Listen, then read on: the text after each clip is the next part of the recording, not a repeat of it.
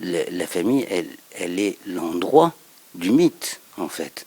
L'endroit où se déploie ce mythe. Ce mythe est évidemment un mythe qui décide de votre appartenance, et votre appartenance, c'est vous appartenez à l'ancêtre, en fait.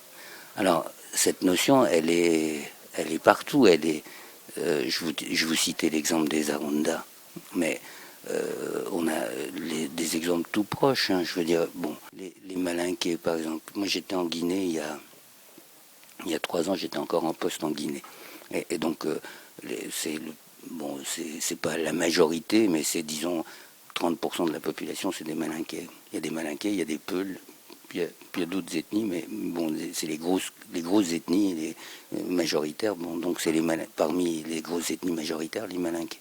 Donc les Malinqués ont un mythe qu'ils connaissent ou qu'ils connaissent pas. C'est-à-dire, si vous prenez un Malinqué, un jeune Malinqué de 18 ans, il connaît pas nécessairement, mais ça l'a imprégné, quoi. C'est quelque chose qui est à l'intérieur de lui, en fait. C'est le fait que, en vérité, les êtres humains sont ordonnés, sont structurés, leur vie sociale est organisée, mais ils sont stériles. Les êtres humains sont stériles. Pour qu'il y ait une fécondation, il faut qu'ils s'allient avec des êtres qui sont à côté d'eux, qui sont le foisonnement, la créativité, ceux qui habitent le théâtre, par exemple. Sûrement, c'est les mêmes qui habitent le théâtre. C'est des êtres de la brousse, en fait. Donc, eux, ils disent pas qu'ils habitent le théâtre, ils disent qu'ils habitent la brousse, ou ils habitent le sommet des arbres, où ils habitent les fondations des vieilles maisons, par exemple, ou tout au fond des sources. Ils habitent là. Alors ils ont des noms bien sûr, mais comme souvent ils sont devenus musulmans, les Malinqués, ils les appellent des djinns, c'est-à-dire des djinns, quoi.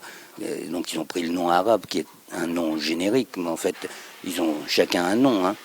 Et donc un homme fait l'amour à une femme, mais en fait c'est pas ça qui fait le bébé. Hein. C'est le fait que s'il fait l'amour à une femme, il l'ouvre en quelque sorte. Il l'ouvre à quoi? À l'arrivée d'un esprit de la brousse qui lui va pouvoir la féconder, parce que la fécondation, la créativité, la reproduction possible provient non pas des êtres humains, mais de ces êtres-là. Et donc la seule possibilité que vous ayez une famille, c'est que vous ayez une alliance entre votre famille et les êtres de la brousse. C'est obligatoire. Donc évidemment, toute famille a des êtres de la brousse, et c'est probablement l'origine des noms de famille, en fait. Ils ont le nom des êtres de la brousse auxquels ils sont associés, en fait. Hein. Bon, donc ça, c'est un truc qui est constant. Je dirais pas que c'est dans le monde entier, mais c'est quand même très très répandu. Et c'est évidemment la même histoire qu'on trouve dans le mythe juif, qui a été transmis aux chrétiens, qui a été transmis aux autres, évidemment. Bah oui, bien sûr, puisque Abraham, il est stérile. Je veux dire, le couple, Abraham et Sarah, ils sont stériles. Lui, il n'est pas stérile. C'est elle qui l'est, mais en fait, c'est leur couple. Or, Dieu leur dit, tu vas être le père d'une multitude. C'est toi qui vas engendrer une génération.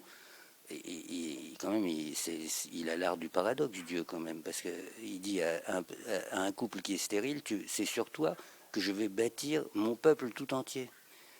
Qu'est-ce que ça signifie? Je veux dire, c'est bizarre comme formulation. Et il a 100 ans, 99 ans en fait, quand Sarah lui dit, quand Dieu lui dit, Sarah va tomber enceinte. Il lui arrête tes conneries, non, tu blagues ou quoi? Et en fait, elle va tomber enceinte. Pourquoi? Pour bien montrer que c'est pas Abraham qui fait l'enfant, que c'est Dieu qui fait l'enfant. Cette histoire-là, vous savez, c'est curieux, hein, mais cette histoire-là, les Juifs la vivent toutes les semaines. Vous savez ça? Par exemple, il y a un rituel. Ben oui, il y a un rituel. Ils savent pas pourquoi. Ils savent pas. Enfin, ils savent pas. Certains savent, hein, bien sûr, hein, mais la plupart ne savent pas. Ils savent pas que on leur recommande de faire l'amour le Shabbat. De faire l'amour le Shabbat, parce que à Shabbat on invite Dieu à la maison. Donc, si vous voulez avoir un petit, il vaut mieux qu'il soit là, parce que s'il n'est pas là, vous n'en aurez pas, quoi. Parce que c'est pas vous qui faites l'enfant. Donc le producteur de l'enfant, c'est aussi son propriétaire, en fait. Et donc cet enfant, évidemment, vous n'allez pas fabriquer un enfant tout court. Vous allez fabriquer un juif, en fait.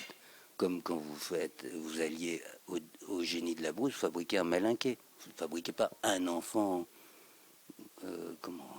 abstrait, fabriquer un malinqué.